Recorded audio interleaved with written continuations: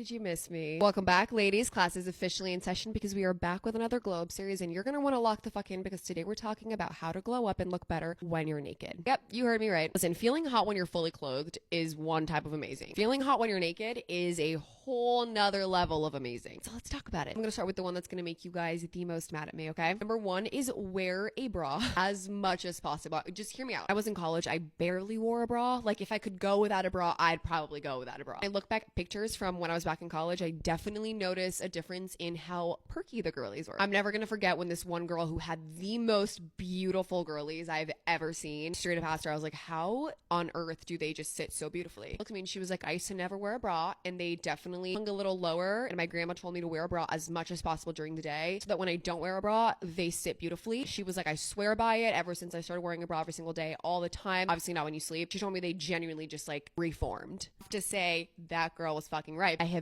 definitely seen a difference. It's been like 3 years now of just consistently wearing a bra as much as possible, and I have 1000% seen a difference when I'm naked. Number two, something I've already talked about, but it's bleaching your body hair. This is something we Brazilians call banho de lua. In Brazil, it's really common for you to bleach your arm hair, your thigh hair, your stomach hair, even like the hair on the outside of your butt cheeks, bleach all of it. And I am telling you, when you are tan over the summer and you are naked or in a bikini, you are gonna look so fucking good. Number three is using either a lactic acid or a glycolic acid lotion anywhere where you feel you have a couple of those bumps. You know what I'm talking about, right? You usually get them behind the arms. I sometimes, when I wear a lot of leggings, I usually notice them like kind of behind my thigh, my butt cheek area. And when I consistently use a glycolic acid or a lactic acid lotion, my body is smooth as a baby's ass. It does take a little bit of consistent use in order for you to actually see a difference, but it is so beyond worth it. Number four is doing stomach vacuums. This is an ab exercise that I learned during the pandemic. Religiously did it for like over 2 months. After 1 week of doing it, I started seeing a difference. This is going to work your transverse abdominis, which in other words is kind of your natural corset. And basically doing stomach vacuums is going to train that muscle to really get tight. You can easily look up video on TikTok, look up stomach vacuum tutorial. It'll teach you. I'm probably the